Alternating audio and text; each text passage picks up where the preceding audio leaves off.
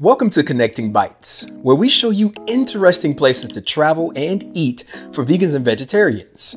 Today, I'm going to take you to one of my favorite countries in the Middle East.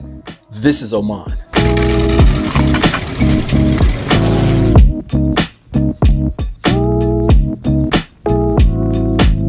Over the years, Oman has slowly emerged as one of our favorite countries in the region. From its people, to its history, to its exquisite beauty, there are many reasons you should visit Oman. So just a quick note about cuisine from our experiences in Oman. When we travel sometimes, we'll do private tours. And when we do private tours, most of our dining experiences tend to happen at the hotel. So for this particular trip, this episode is gonna focus more so on the adventures than the cuisine. But that doesn't mean that I wasn't able to stuff my face. Which brings us to the hotels. I've been fortunate enough to visit Oman multiple times, and I've stayed at two hotels, the Hormuz Grand and the fantastically incredible Shangri-La Barr Jissah.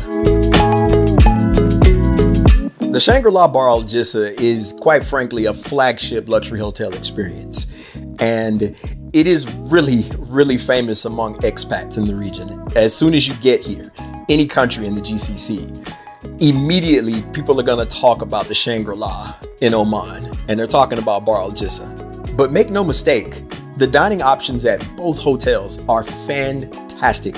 You can't go wrong as a vegan or vegetarian with either choice. Now, for our excursions, we chose Sunshine Tours, and their customer service is second to none, which is a nice segue to things to do, which Oman is full of. But one of the things it's most famous for are the wadis.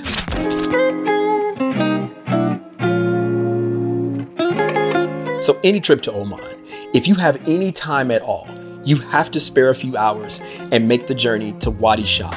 You will not regret it. No trip to Oman is complete without you placing your eyes on the beauty that is Wadi Shab.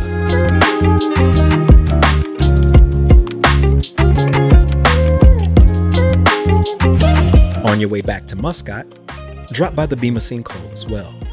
It's really cool, and you can go for a quick swim if you like. Now, Oman is also famous for its jebels, or mountain ranges. And if you have an extra day to spare, I highly recommend Nizwa and Jebel Shams.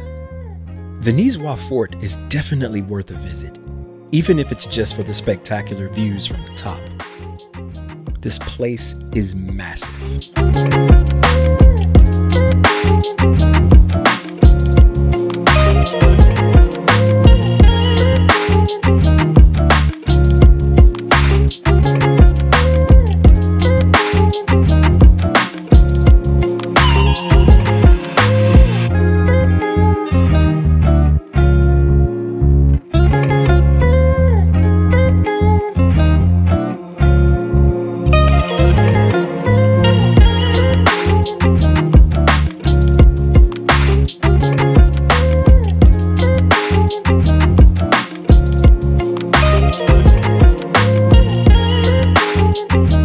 Jebel Shams is one of the highlights for sure.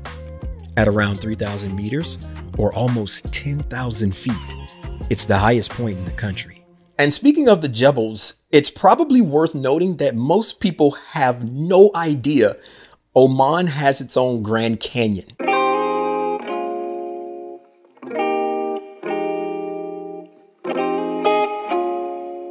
Also known as Wadi Ghul, the Omani Grand Canyon is a must-see.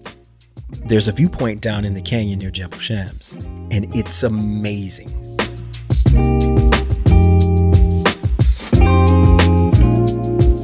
Amazingly enough, as if you didn't have enough to do already, I highly recommend taking a day to just wander around the capital, Muscat.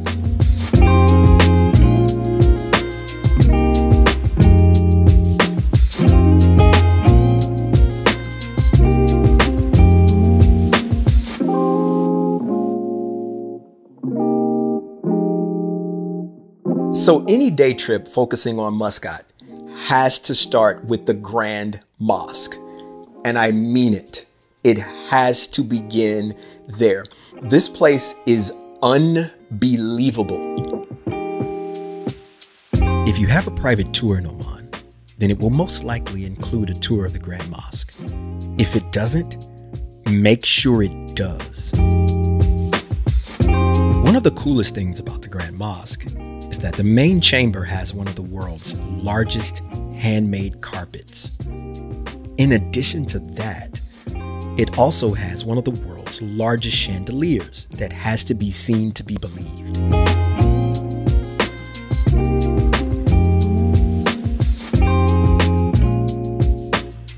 The Mutrah Souq is also frequently visited. If you've never been to a traditional souk in the region, then I highly recommend it. It's a photographer's dream. I highly recommend you cap off your trip with a walk to the top of Mutrah Fort. It's absolutely breathtaking and the view at the top is worth it. Trust me.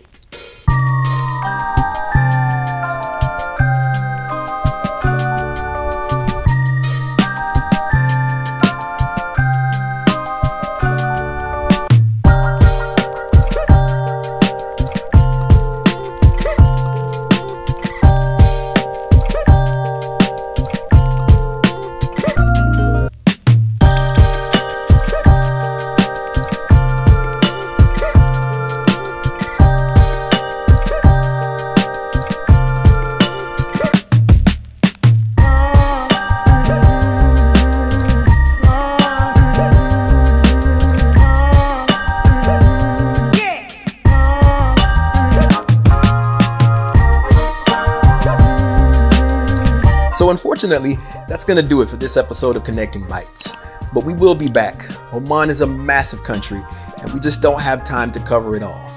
But if you enjoyed this video, please like, share, and subscribe in that order. And we'll see you on the next one. Thank you for watching.